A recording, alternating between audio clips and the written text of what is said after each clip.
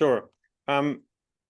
For me, as you mentioned, for me, the analogy here is really what happened maybe 20 years ago in cybersecurity regulation and national critical infrastructure. So 20 years ago, at least in Europe, nobody talked about national critical infrastructure, cybersecurity regulation.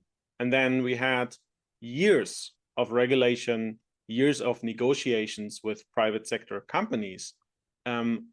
What the government wants to see regarding cybersecurity best practices, regarding information sharing, the role of the private sector in critical infrastructure protection, and so on. And at the beginning, of course, government said, well, if you are hacked, we want to know. And then the financial sector said, well, if we are hacked, we have better things to do than to inform the government, right? Because we are in damage control. And I think a little bit similar things are happening right now with semiconductors, where governments understood, wait a minute, all of our sectors are dependent on access to semiconductors, on security of supply of chips. And apparently, this value chain is highly efficient, but not overly resilient, as it seems.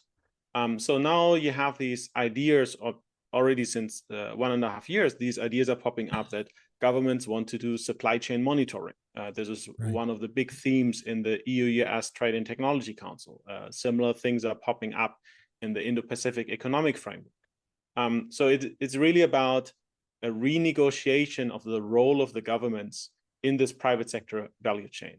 So I don't think that this will be done and solved within a couple of more meetings, but I really it's structural. It's structural. Exactly. Right? Over the next couple of years, we will see more and more of this engagement, which also means, in my opinion, for the private sector side, you need to be prepared and you need to know what to ask and what to demand and what to offer in those negotiations. And here, I think, especially for the semiconductor industry, it is a little bit tricky, because since 2020, this industry argued that they are critical, that they are an essential business, that they need subsidies because they are of such importance to the overall economy.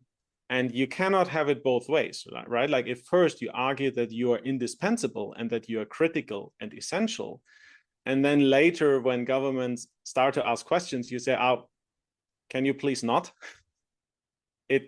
It gets tricky. So I think this will be, for maybe within this decade, one of the key conversations, in my opinion, between governments and semiconductor technology providers about renegotiating the role, both of the role of end customer industries, the purchasers of chips, the role of the semiconductor industry itself, and the role of governments.